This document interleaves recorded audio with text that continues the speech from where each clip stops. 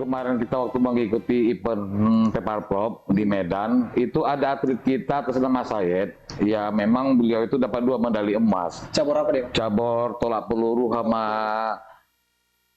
lembing ya, lembing. Nah, jadi begitu beliau di podium, nah kan udah nerima medali nih. Nah, saya dikejarnya, ketua katanya. Apa saya bilang? Ini kan emas, ini bisa kita jual.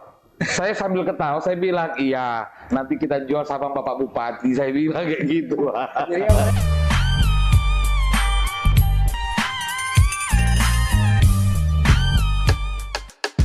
Oke, Assalamualaikum warahmatullahi wabarakatuh. Hari ini kita dalam siaran podcast Hasan TV, kita kehadiran tamu teman-teman dari NPC National Paralympic Committee ya. Nanti kita coba gali dan cari tahu apa itu NPC, dan kabarnya mereka kemarin kawan-kawan yang di sebelah saya ini baru mendapatkan penghargaan berupa medali ya, mengikuti kegiatan pekan olahraga Paralimpik tingkat provinsi. Nah, hari ini di podcast Hasan TV kali ini kita akan cerita-cerita banyak. Sebelumnya kita mau kenalan dulu, ini ada ketuanya. Oke, sehat. Dengan Bang Ernest ya? Ya. Oke Bang, silakan diperkenalkan Bang, teman-teman ini. Ya, yang pertama perkenalkan pemirsa, nama saya Andi Ernest Simatupang. Saya Ketua NPC Kabupaten Asahan. Ini atlet saya. Nama saya Muhammad Rizky Fadila Arwan. Saya atlet. Nama saya Husnul Habib, atlet panahan. Atlet panahan ya. Jadi Ya. Bang Ernest Ketua NPC, jadi ada Rizky dan Habib ya. Habib. Oke. Ini mungkin kan masyarakat di luar sana ini juga banyak yang belum tahu nih Bang. Ya. Ternyata ada wadah resmi yang menampung untuk atlet-atlet disabilitas, dan ternyata kemarin baru mengikuti kegiatan pekan olahraga atlet disabilitas, dan Asahan kabarnya dapat 3 besar ya Bang? Ya, alhamdulillah. Berapa medali Bang? Kita di acara ajang Paralimpik Provinsi semalam, kita juara 3 umum. Juara 3 dengan perolehan medali 15 emas, 1 perak, 6 perunggu. Oke, sebelum ke situ coba bisa dijelaskan dulu Bang, apa sih sebenarnya NPC ini Bang? Biar Ya, tahu juga nih. Terima kasih host. Selamat siang sahabat Hasan TV. Yang pertama saya juga mengucapkan terima kasih karena hari ini kami pengurus dan atlet NPC diundang oleh Hasan TV, sebuah kebanggaan bagi kami. Artinya kami bisa juga berhadir di tempat yang berkah ini. Berbicara NPC itu ialah berbicara wadahnya olahraga disabilitas. Kenapa wadah ini artinya kita terus sampaikan ke masyarakat, karena memang tak semua orang memahami apa itu NPC. Jadi saya jelaskan sekali lagi, NPC ini adalah induk organisasi untuk menjaring atlet disabilitas, yang mana dengan adanya wadah ini, orang disabilitas itu dari segi olahraga bisa mengukir prestasi. Dengan kita lakukan pembinaan, kita ikuti program-program yang artinya juga ke depannya tetaplah ini tetap bersinergi. Ini mulai kapan nih Bang? Ada di Asahannya nih NPC? NPC ini sebenarnya kan kalau adanya NPC di Asahan tahun 2018. 2018 ya. Tapi dulunya kan ini namanya BPOC, Badan Pembina Olahraga Cacat. Oke. Di bawah KONI dulu ya Bang? Dulu di bawah KONI, benar Bang. Jadi dulu BPOC itu kebetulan saya itu pas saat itu masih jadi atlet juga Bang. Jadi atlet tenis meja ya di BPOC. Dengan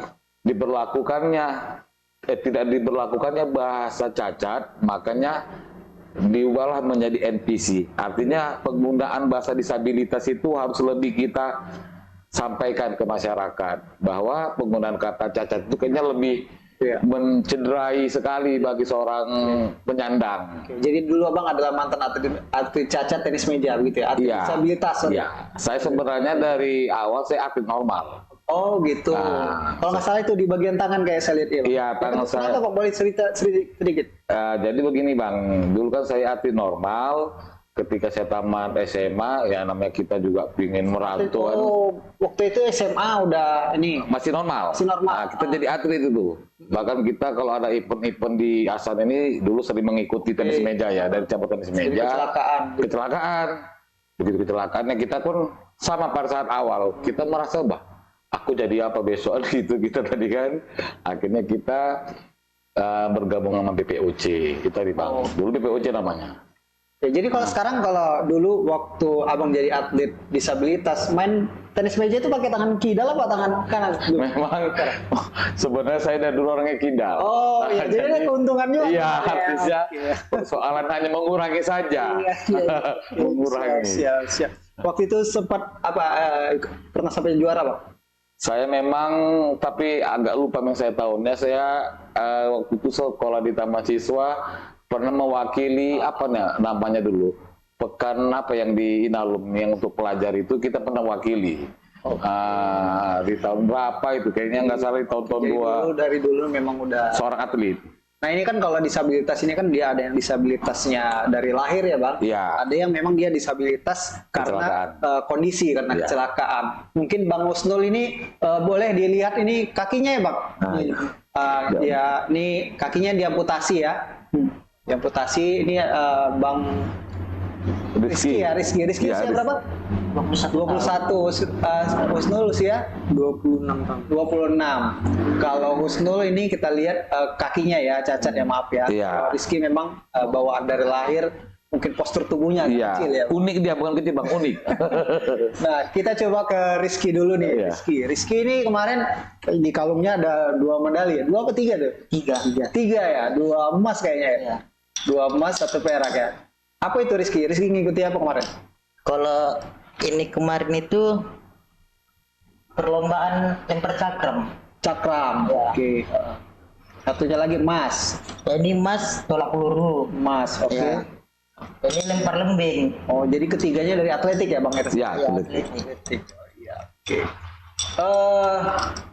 Tantangan apa yang Rizky ini kan sebelumnya kan ada latihan pasti ya. Iya. Pernah ini nggak? Berapa lama latihannya? Kalau saya udah lama juga latihan di Medan, kemarin sempat juga setahun lebih. Kan itulah dipulangkan latihan di sini juga, latihan di SMA 4. Iya. Latihan Jadi memang spesialisasi olahraganya di Rizky ini ya memang di atletik ya Bang? Iya, di atletik. Dia ngikut lempar lembing, tolak peluru tadi ya? Cakram. Nah, latihan secara mandiri atau gimana? Di rumah latihan? Sudah. Di rumah ada juga secara mandiri kan, kayak sit up, push up, lari-lari, secukupnya. Kalau sekarang apa kegiatan sehari-hari Rizky di luar menjadi atlet? Dulu sebelum jadi atlet? Sebelum jadi atlet, saya pernah mengikuti Ngamen. Ya, ngamen-ngamen di luar sama kawan kan. Jadi dengan adanya diwadahi lah teman-teman disabilitas melalui NPC ini seperti macam punya masa depan baru gitu kan dari dunia olahraga ya. Iya, benar. Rizky. Kalau Husnul, ini Husnul kita lihat kaki sebelah kanan ya diamputasi. Mungkin boleh cerita sedikit. Ini kenapa nih kakinya nih? Ini dulu gara-gara kecelakaan Bang. Dulu rumah saya di Gunung Tua. Di tahun 2016 bulan puasa ke-28 kami mau beli bukaan puasa sama mama. Bulan puasa, iya. Baru keluar dari rumah disambut motor. Maksudnya ditabrak begitu? Disambut motor. Motor itu muatan jadi nggak bisa. Oh, jadi ketika itu kecelakaannya sama orang tua? Sama orang tua. Naik sepeda motor Cuman dihantam sama truk. Cuman syukur mama nggak apa-apa. Mama tercampak ke pinggir aspal kan. Yang bawa sepeda motor kamu? Iya. Saya masuk ke kolong truk. Jadi waktu itu memang sudah pisah lah kaki, jadi nggak bisa dibawa ke dukun patah lagi. Waktu kecelakaan itu memang kondisi kaki udah terlepas, jadi amputasi. Wajib diamputasi. Nah, apa yang kamu rasakan itu kan maksudnya di awal-awal kecelakaan itu kan pasti kan kita stres gitu ya, depresi. Maksudnya kita udah nggak kehilangan bagian tubuh, pasti kan ada yang dirasakan itu. Coba bisa ceritain nggak sampai akhirnya bisa bangkit berprestasi sampai sekarang ini? Kalau dibilang apa, kehilangan kali lah Bang. Dulu kita bisa lari, bisa loncat, bisa apapun bisa. Maaf cakap Bisa berantem lah. bisa berantem lah kan gitu. Namanya anak ajang kan Bang. Nah, dulu kerja apa aja bisa, bangunan bisa, apa segala macam bisa. Setelah kecelakaan terbatas, udah nggak bisa lagi. Bisa lagi ya. Namanya kerja-kerja bangunan, kaki pun udah nggak bisa. Oke. Jadi sejak kapan mulai pakai kaki palsu? 2017. 2017 sampai sekarang. Ada kesulitan nggak? Ini cabang olahraganya apa nih kemarin? Cabang olahraga panahan, Panahan ya. Oh, oke. Juara 3 ya. juara 3. Juara 3. Ini gimana mulanya? Kok bisa kamu dilirik sama MPC atau bergabung menjadi seorang atlet disabilitas dan berprestasi itu mulanya ceritanya gimana? Mulanya itu saya itu di Medan, emang. Jualan di pajak durian. Oh di Medan, Wah. Tapi asli warga Saan nggak? Wargasan, memang ke sana mau cari cuan. Oh iya, kerja di Medan, Kerja di pajak. Medan, di jualan ikan asin. Tapi udah pakai kaki palsu. Udah pakai kaki palsu Bang. Baru cari sampingan jualan pupuk saya Bang, keliling-keliling. Iya. Jadi waktu itu ada kawan di Pekan di tempat jualan kan. Sering jumpa, dibilangnya, kau kok mau lah kayak gini katanya. Ada juga kawan dulu orang Gunung Tua, kuliah di Medan, jumpa. Dibilangnya, kok mau gini lah dulu katanya. Susah kali hidupmu sekarang katanya. Susahnya, iyalah jualan kerupuk di lampu merah dulu Bur Bang. Nah, itu jualan Jadi kerupuk. ya, dia katakan itu terus gimana habisnya? Sedih kali aku nengok kau. Nol, aku sering nengok IG ini loh katanya. Waktu itu ditunjukkannya IG Nina Gusmita, atlet Medan. Disabilitas juga. Iya. Disabilitas. Dia kursi roda Bang, balap kursi roda. Jadi dia kan orang normal Bang. Dia bilang gini sama aku, aku Nol pengen gabung sama orang ini. Apa aku harus cacat dulu? Katanya. Apa aku harus cacat dulu? Me where my trust is without borders. Let me Jadi itu Bang terlintas sampai aku pulang ke Motivasi Kisaran lah. pun Masih teringat terpikir sama ya. perkataan dia tadi tuh. Jadi dari situlah Cari tahu ya. cari tahu kayak mana sih bisa masuk apa ini NPC pun belum tahu lah. Jadi NPC. dari situ baru tahu ternyata ruang kita bagi disabilitas untuk berprestasi gitu. Iya. Dia aja bisa gitu. Nah, terakhir bisa jadi atlet sampai sekarang ini gimana prosesnya? Prosesnya Setelah tahu itu. tempo hari itulah sempat apa ya Bang? Jumpa apa gitu. Minta jumpa sama Bang Ernest kan? ketemu sama Bang Ernest. Nah, Iya. sama Bang Ernest dikasih motivasi kan. Motivasi. Nah, waktu itu dijumpakan sama Bang Dona. Bang Dona ini memang atlet panah. Iya. Latihan di Sunway. Latihan lapangan. Jadi waktu jumpa sama Bang Dona itu dibilangnya dia latihan panahan. Jadi saya pengen tahu Bang, panahan itu gimana sih kan gitu. Bang kalau latihan, Tahu ya. Bergabung lah. Iya, Pak. kalau latihan kabari ya Bang besok. Jadi biar apa? Biar mau nengok juga kayak mana panahan. Tiba-tiba besoknya disuruh dia datang ke Sunway. Datang ke Sunway, disuruh pelatihnya, coba lah Bang panahannya.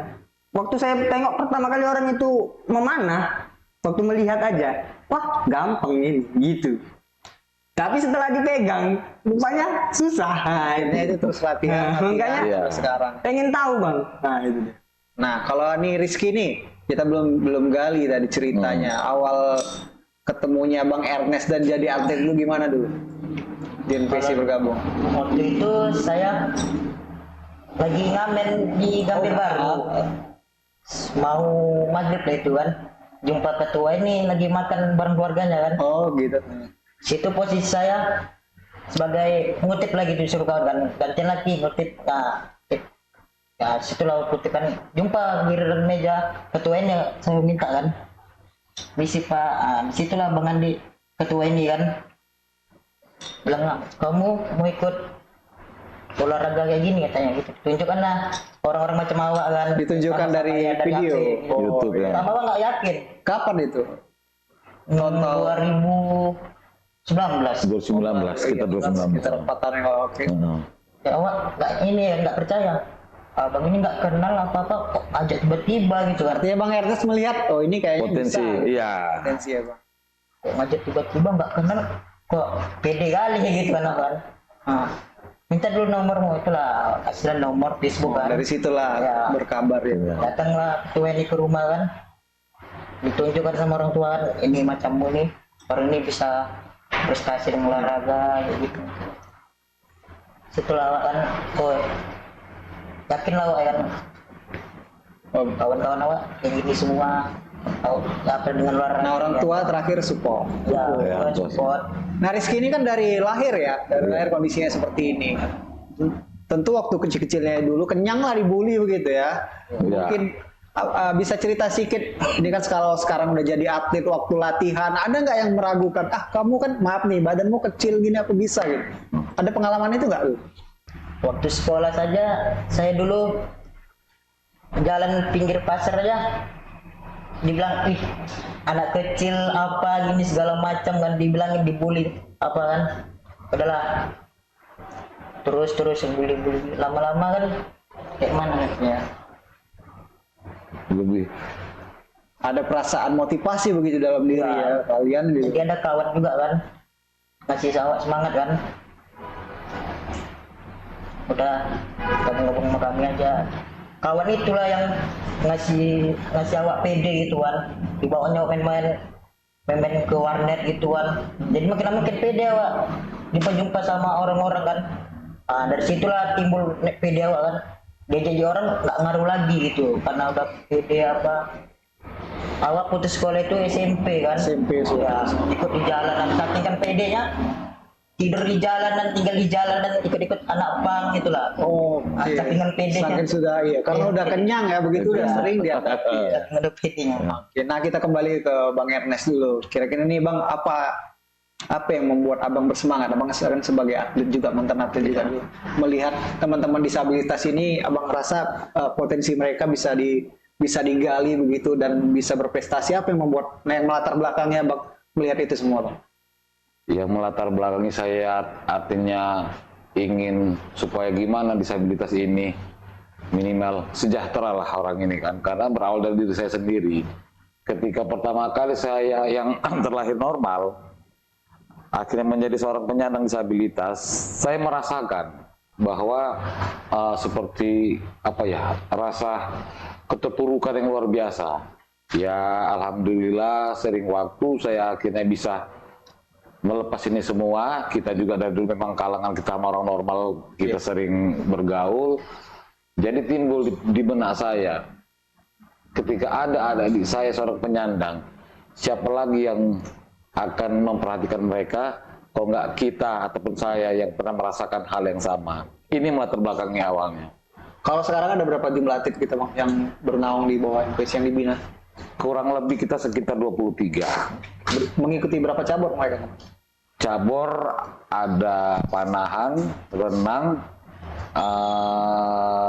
atletik ya, atletik, enggak, tenis meja, badminton, ada sekitar 6 lah, 6 cabur. Cabang olahraga ya. Berarti kemarin ini medali-medali yang diraih ini adalah pekan olahraga disabilitas tingkat provinsi ya Bang? Iya, Atau provinsi. persiapan untuk Menuju Peparnas, Pekan Paralimpik Nasional itu dia, ataupun PON. ya. Iya. Oke. Nah, ada sekarang Bang yang diproyeksi untuk mengikuti atlet-atlet disabilitas saat ini untuk mengikuti Peparnas di PON nanti? Ya alhamdulillah kalau yang sudah positif itu ada sekitar 4 atlet. Kita sudah di Medan. Di Platda. Di Platda kan di Medan, tapi kan kita ini nggak berani saya melampaui provinsi ya. Dengan prestasi semalam, harapan kita ada sekitar 4-5 atlet lagi mungkin Yang masih akan- dipantau lah ya, mereka ini, ya, Bang, ya. dengan harapan nanti bisa mewakili Dipanggil. Sumatera Utara untuk PON Peparnas. Peparnas. Itu. Dukungan dari pemerintah daerah sendiri Bang, luar biasa juga support ya Bang ya. Iya, ya ceritakan, Bang. bolak-balik saya terima kasih memang, artinya ya berawal dari memang kita tidak diperhatikan, akhirnya kita diperhatikan.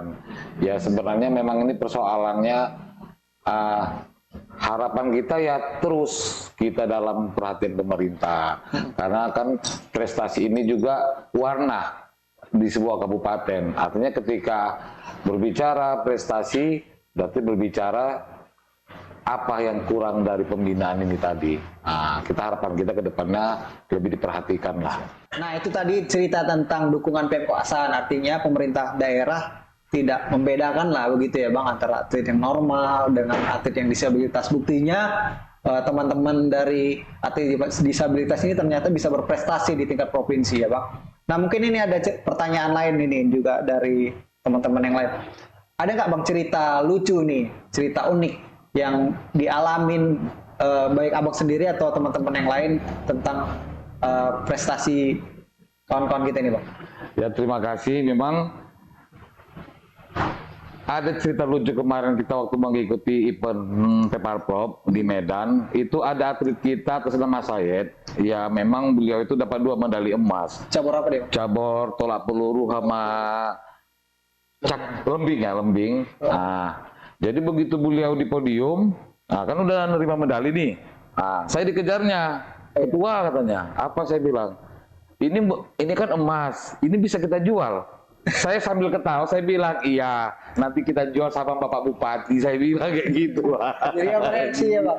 Iya, artinya ya namanya Biasa orang bahagia seperti itu lah dia ya. bahagia. Karena kita juga harus tetap memberikan support kan. Nah, saya bilang nanti kita jual sama Bapak Bupati. Saya bilang gitu. Itulah cerita lucu kemarin. Kemarin waktu berangkat ke pekan olahraga yang tingkat provinsi kemarin juga kabarnya sempat dilepas juga ya sama Bupati ya. Iya, dilepas sama Juga taliasi yang prestasi yang di ada taliasi. 2 atlet kita pernah juga mendapat taliasi ya. Dan kita kemarin atlet juga dilepas sama Bupati Asahan. Oke, Bang. Nah, ke depan ini mungkin ke Husnul lah. Setelah ini kan udah tentunya kan nggak mau berhenti sampai di sini ya. Atas raihan ini. Ada mungkin target ke depan? Oh, target ke depan emas di Peparnas. Ya, oh iya, berharap untuk ikut di PON nanti dan raih emas. Ya. Kalau Rizky ini paling banyak nih medalinya nih. Kalau sendiri ada sih target. Ya pasti ya. Ya, insya Allah pon emas. Insya Allah ya. Di Parnas. Nah, ini pertanyaan berikutnya nih Bang. Ini mungkin di luar sana nih banyak masyarakat yang mungkin memiliki anak yang cacat, ya kan, baik itu secara lahir atau kecelakaan yang seperti yang dialami si Husnul tadi. Barangkali mereka melihat teman-teman yang di NPC ini bisa berprestasi, ingin bergabung gitu. Bagaimana caranya, Bang? Ya, memang selama ini juga tadi juga saya baru dari Kelurahan Mutiara, kebetulan jumpa sama Pak Lurahnya ya, Bang Apis. Kita selalu melakukan artinya seperti sosialisasi ya. Kita sampaikan ke lurah bahwa kalau ada warga yang penyandang disabilitas, mohon sampaikan pada kita pengurus NPC. Karena apa? Karena kita juga paham orang disabilitas ini kan tidak semuanya juga bisa perasaannya sama, mentalnya sama kayak kita ini. Ketika mereka merasa kurang, mereka tuh selalu di rumah. Iya. Yang kita khawatirkan, maafnya, memang namanya juga orang tua kan nggak mau anaknya dengan kondisi seperti itu, apa yang diminta kan dipenuhi sama si orang tua tadi. Yang kita khawatirkan, bukan kita mendoakan, ketika orang tua yang nggak ada lah, si anak ini kan dia sebelum mandiri, akhirnya kan dia jadi terombang-ambing.